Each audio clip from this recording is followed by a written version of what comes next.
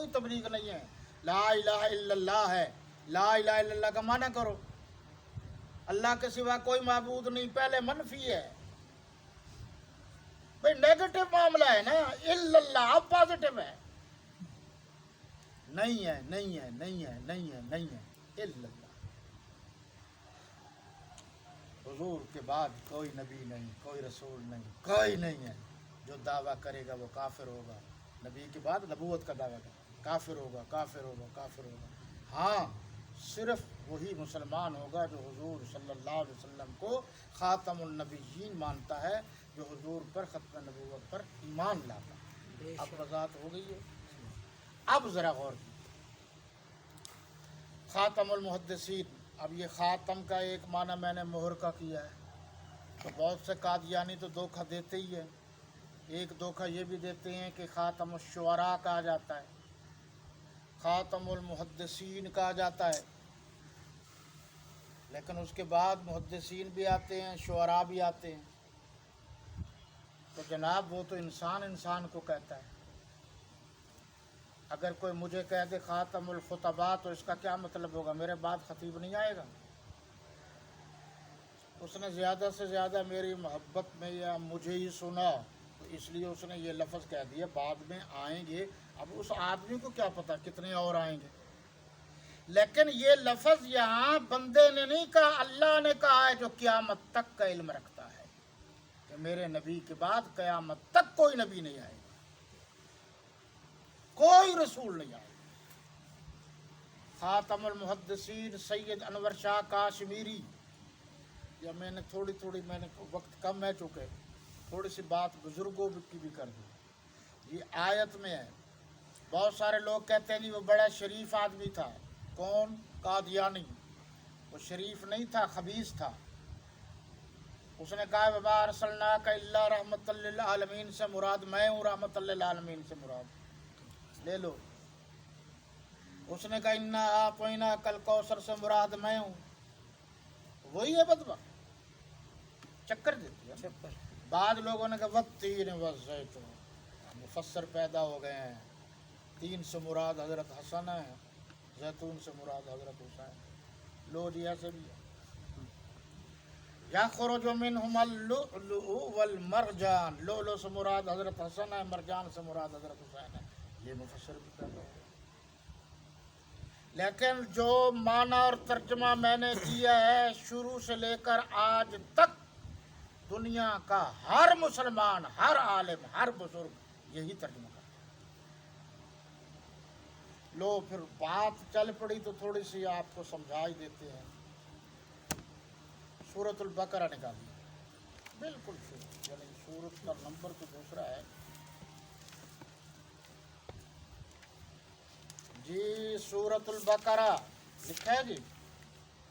شروع ہو رہی ہے سورت الف لام میم ہے لکھا ہوا ہے. اور بھی دوسری صورتوں کے شروع میں ان کو حروف مقطعات کہتے ہیں، لکھے ہوئے ہیں. یہ ہے نا مختلف صورتوں کے شروع میں. یہ کوڈ ورڈ ہے، صورت کا کوڈ ورڈ سمجھ لیجیے. اب ذرا غور کیجیے. جو میں دلیل دینا چاہتا ہوں بفضل تعالی، دنیا کا کوئی انسان اس دلیل کو ریجیکٹ نہیں کر سکے گا. کسی نے اس کا حتمی ترجمہ کیا ہے؟ الف لام میم صاد الف لام میم عین، حتمی اس کا ترجمہ یہ ہے. کیوں نہیں کیا؟ دیکھو ترجمہ اس کا کیوں نہیں کیا. اس لیے حتمی ترجمہ نہیں کیا کہ رسالت مآب صلی اللہ علیہ وسلم نے اس کا ترجمہ بتایا ہی نہیں. حتمی باقیوں کا ترجمہ بتا دیا نا، اس کا نہیں بتایا.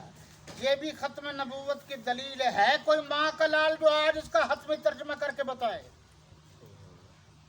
تو ترجمہ بھی وہی معتبر ہوگا جو میرے نبی کا ہے. بے شک. تو بات سمجھ میں آ رہی ہے جی. اب پھر غور کیجیے. ایک ہے الفاظ قرآن مجید کے، ایک ہے ترجمہ. الفاظ بھیجے ہیں اللہ نے، اور الفاظ کا اس دنیا میں ترجمہ کیا ہے جناب محمد الرسول اللہ نے.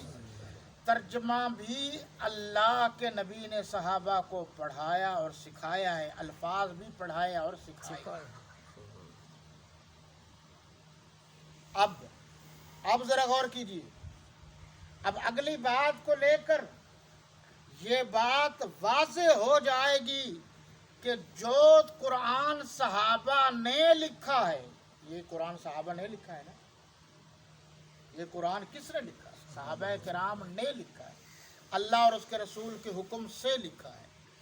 اس پر دلائل ہیں کہ پھر حضرت جبریل امین علیہ السلام کے ساتھ نبی کریم حضور خاتم النبیین صلی اللہ علیہ وسلم نے زندگی کے آخری حصے میں دور کیا ہے، باقاعدہ سنایا ہے، ترتیب ہو گئی جیسے سنایا ہے، جیسے آتا گیا ویسے آپ فرماتے گئے۔ 17 یا 21 کاتبین قرآن تھے، یعنی صحابہ کرام تھے، انہوں نے لکھا، اللہ کے نبی کے حکم سے لکھا کہ یہ یہاں لکھو، یہ یہاں لکھو، یہ یہاں لکھو، یہ یہاں لکھو۔ اس کا مطلب ہے کہ اللہ کے نبی صرف بتانے نہیں آئے تھے، سمجھانے بھی آئے تھے، عمل کر کے دکھانے بھی آئے تھے۔ تو صحابہ کرام نے براہ راست میرے اور آپ کے نبی جناب حضور تاجدار ختم نبوت صلی اللہ علیہ وسلم سے براہ راست قرآن بھی پڑھا، ترجمہ بھی پڑھا، تفسیر بھی پڑھی۔ تو پتہ چلا جس طرح صحابہ نے قرآن لکھا ہے، اسی طرح صحابہ نے قرآن کا ترجمہ کیا ہے، اسی طرح صحابہ کرام نے قرآن کی تفسیر کی ہے۔ تو قرآن کے الفاظ، قرآن کا ترجمہ، قرآن کی تفسیر وہی معتبر ہوگی جو صحابہ کرام نے کی۔ بے شک۔ اب بات سمجھ میں آ گئی ہے؟ تو الف لام میم کا کسی نے ترجمہ کیا؟ میرے نبی نے جو نہیں کیا۔ عاشقان نبوت، مریدان نبوت، حضور کے نوکروں، چاکروں، غلاموں نے بھی نہیں کیا۔ ٹھیک ہے؟ اور ہم پوری دنیا کے مسلمان، پوری دنیا سے اونچا جتنے اولیاء ہیں، اتقیاء ہیں، اصفیاء ہیں، کلندر ہیں، سب سے نبیوں سے نیچے، انبیاء کرام علیہ السلام سے کم صحابہ کرام کو مانتے ہیں نا۔ جی۔ پھر صحابہ کرام میں سے 4 خلفاء راشدین کو سب سے زیادہ رتبہ اور شان دیتے ہیں۔ پھر ان میں سے حضرت ابوبکر صدیق رضی اللہ تعالی عنہ کو تمام صحابہ کا سردار اور افضل مانتے ہیں۔ ہم حضرت صدیق اکبر کو افضل مانتے ہیں، صحابہ کا سردار مانتے ہیں، صحابہ کا امام مانتے ہیں، لیکن نبی نہیں مانتے۔ بات سمجھ میں آ گئی؟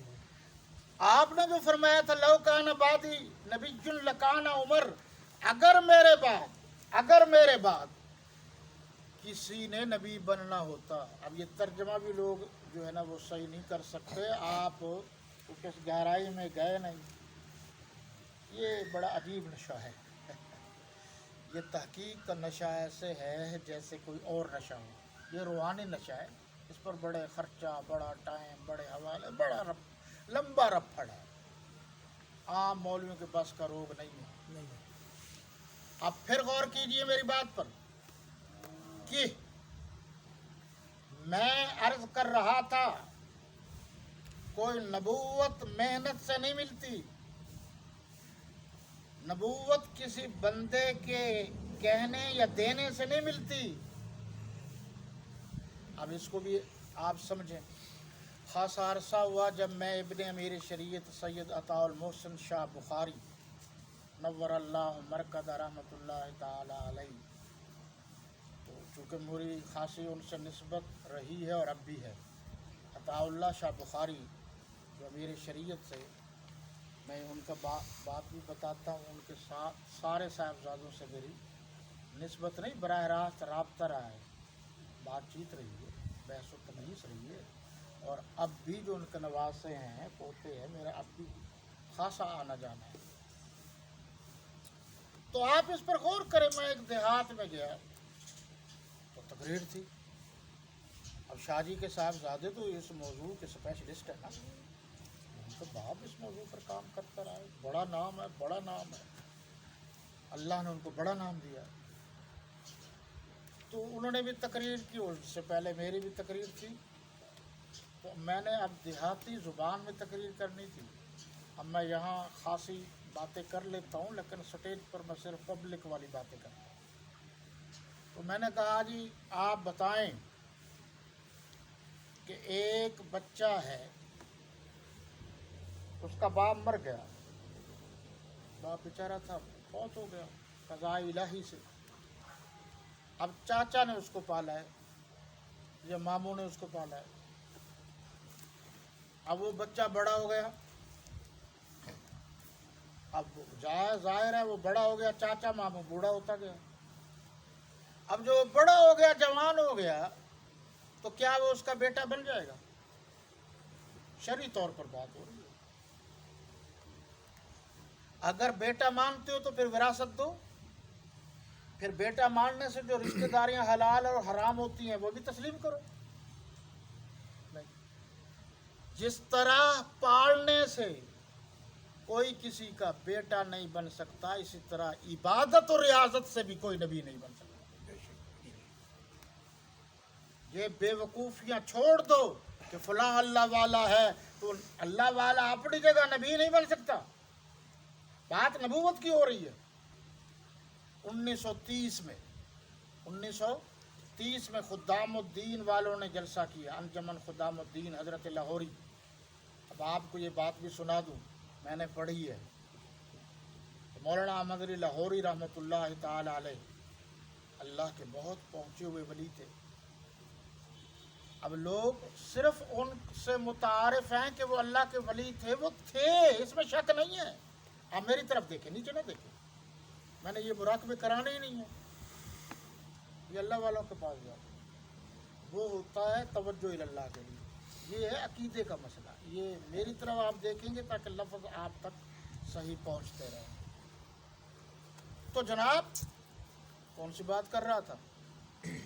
हज़रत लाहौरी रहमतुल्लाह अलैह का तारुफ क्या है कि वो बहुत बड़े बुजुर्ग थे। वो तो थे, लेकिन जब 1953 की तारीख चली, रात को शाम को जो लोग गिरफ्तार हुए थे, और इस तारीख में 10 से 15 हज़ार आदमी शहीद हुए थे। आपके मुल्तान की ये मौजूदा ईदगाह, इसमें छोटी छोटी जो कब्रें हैं, ये उस वक़्त के ख़त्म नबूवत के शुहदा और उनके बच्चों की।